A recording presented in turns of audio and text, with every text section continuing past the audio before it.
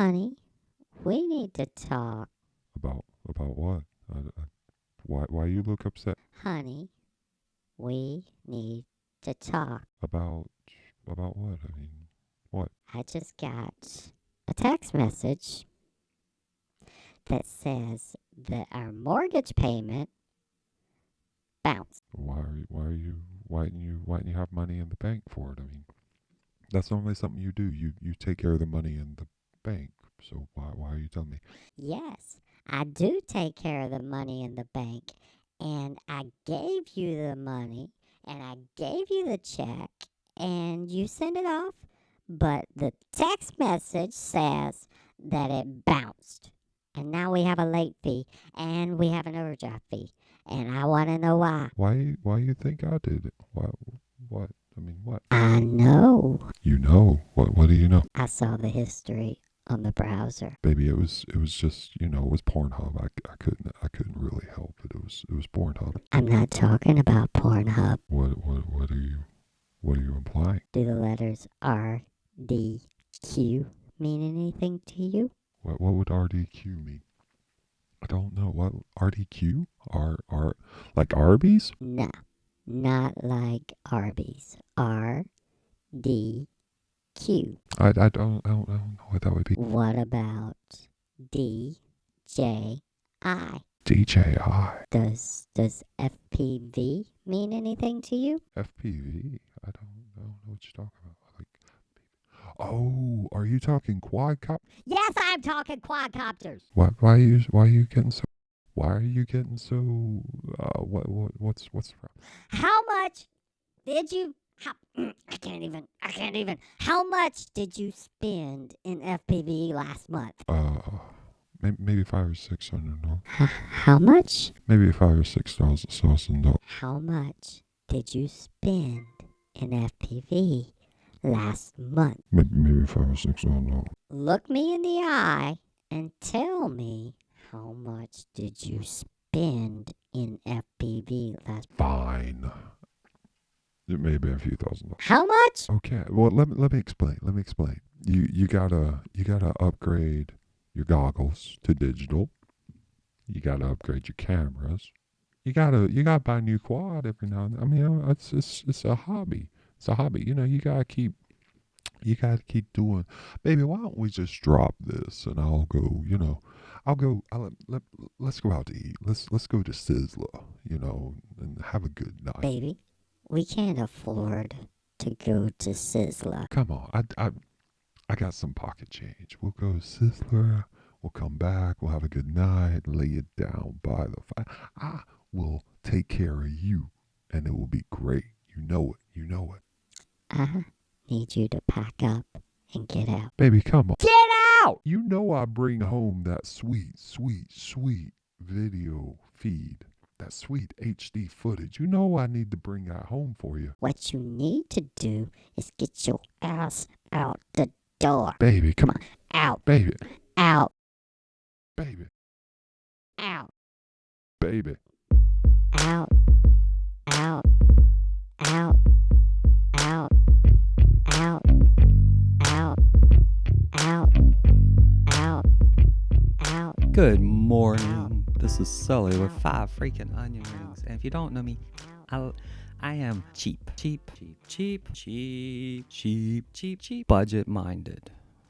And someone asked me the other day, is FPV an expensive hobby? And I thought about it. Let's go around. Let's break that down. If you don't know what FPV is, it's first person view video in a quadcopter. You do the flippity floppity thing. Look up Rotor Riot. Explain everything you need to know. I don't know how you found my video if you don't know what FPV is, but thought I would just go over that. Rotor Riot. Just go look at their videos. They're a very good explanation of FPV. But someone asked if it's an expensive hobby, and I didn't really have an answer until I thought about it in terms I could understand. So there's your cost of entry, and there's your ongoing cost. I'd say a reasonable budget, $1,500 right now. That will get you DJI setup, a digital quad, really good experience, a good gimbal controller.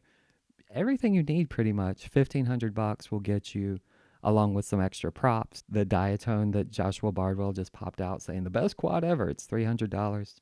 That sounds a little bit pricier than when I started, but $300 for a digital quad isn't that bad. All right. And that's coming from me as a budget minded person. $1,500. And I thought, dang, that is a lot of money. But then I looked around my room. I've got music equipment. I like gaming. Gaming console is $500 now.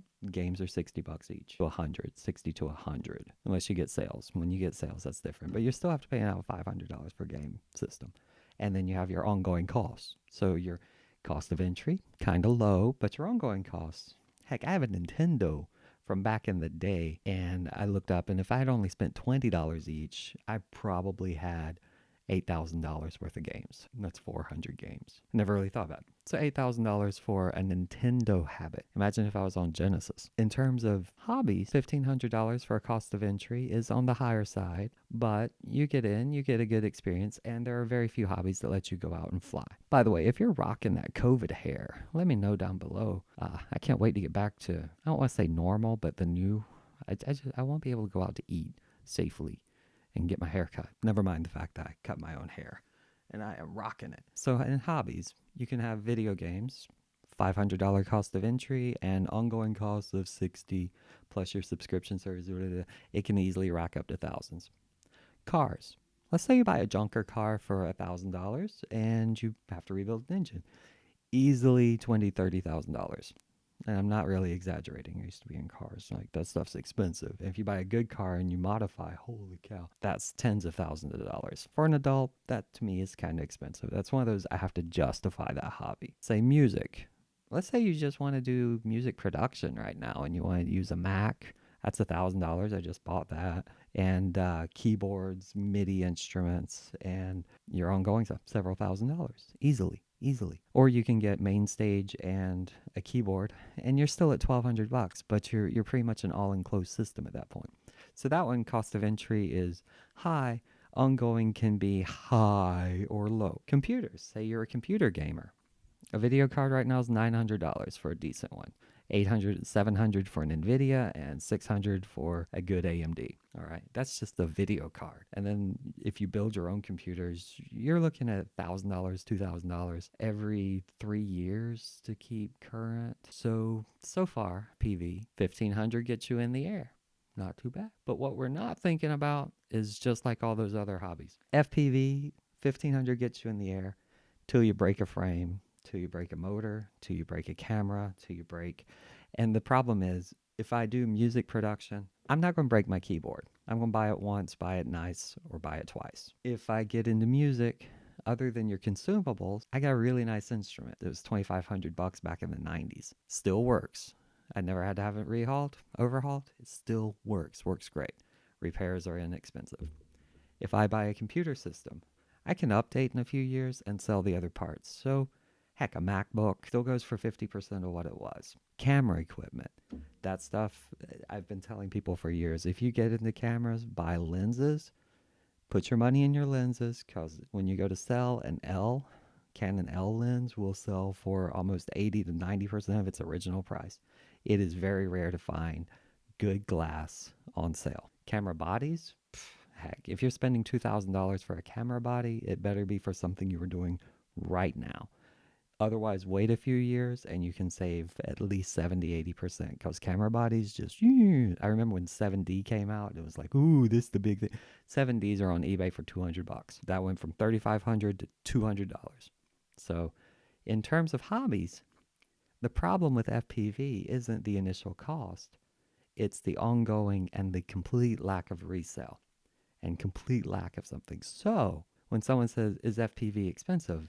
It's a dual-edged question, because it can be very expensive or it can be moderately. Myself, if I were starting right now, my personal opinion, I would buy a 2.5 inch. I've been saying this, a 2 to 3 inch, a really good quad, 150. I'm still analog, so I can get all in at $500 and have a very low ongoing cost, because those smaller quads don't break motors as often anyway. They don't break frames as often. Props, you're always going to break props, but not nearly as often. The technology is good enough now that I don't have to replace everything in an ongoing fashion. So I can justify keeping in the hobby because it's not that bad. By the way, the reason you don't see many flight videos from me anymore is that my eyes have caught up with the rest of my body, in that aging thing, and I can't see in my goggles right now. So I have to get some either reading glasses, or I've got to work out something so I can see, and I've got to wait for my eyesight to settle.